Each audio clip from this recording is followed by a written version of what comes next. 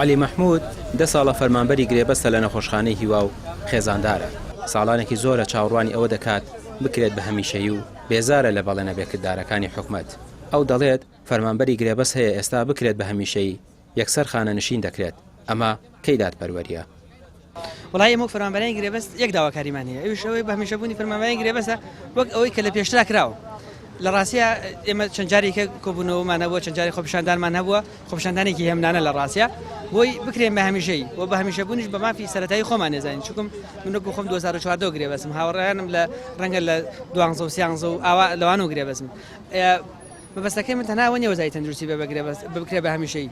ڕاستیە ئێمە داواکارین هەموو وەزارەتەکان بکرێ بە هەمیشەیی، نەک جاکاری بکرێ وەک مامۆسایان کە کران بە هەمیشەیی و لە کاتێکە ئەوان خەوتبوون لە ماڵی ئێمە وەکو تەندروستی شەڕی کۆرۆنا و شەڕی داعش و هەموو ئەوانیان پێکردن و دواتریش هیچمان بۆ نەکرا. من لەمەیانە لە ڕاستیە ئەگەڕێمەوە بۆ خراپی وەزیری تەندروستی، چونکە وەزیری پەروەردە ئەگەر تێبینیمان کردبێ توانی ژمارەیەکی زۆر مامۆستا بکات بە هەمیشەیی و ئێستش کران هەوڵێک هەیە بۆ بکرێن بە گرێبەست.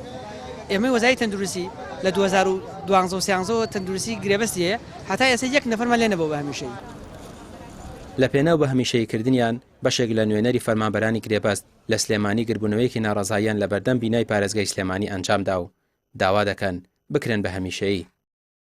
دەمانەوێت بکرێن بە هەمیشەیی، چکە زۆربەی فەرمانبەرانمان زیاتر لە 10 ساڵە گرێبەستن.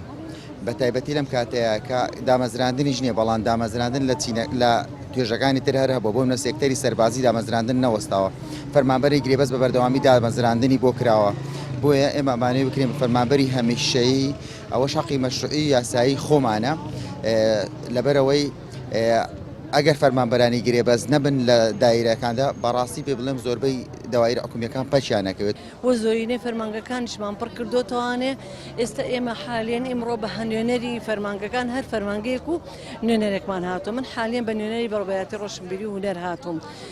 فەرمانگەکە ئەوانەی کەمان ئیتری خستەخانەکانیشن، یعنی ئێمە لە ئەرکێکی زۆرین، ئەرکمان زیاترە بەڵام هیچ مافێکمان نییە و بەپێی دوایین داتا ژمارەی فەرمانبەرانی گرێبەست لە کوردستان نزیکەی 30,000 فەرمانبەرە و بەپێی ڕێنماییەکانی پێشووی حکومەت دوای 3 ساڵ دەبوو بکرێن بە هەمیشەیی، بەڵام کارکردن بە ڕێنماییەکە ڕاگیراوە. ڕامیار عوسمان، کەناڵی پەیام، سلێمانی.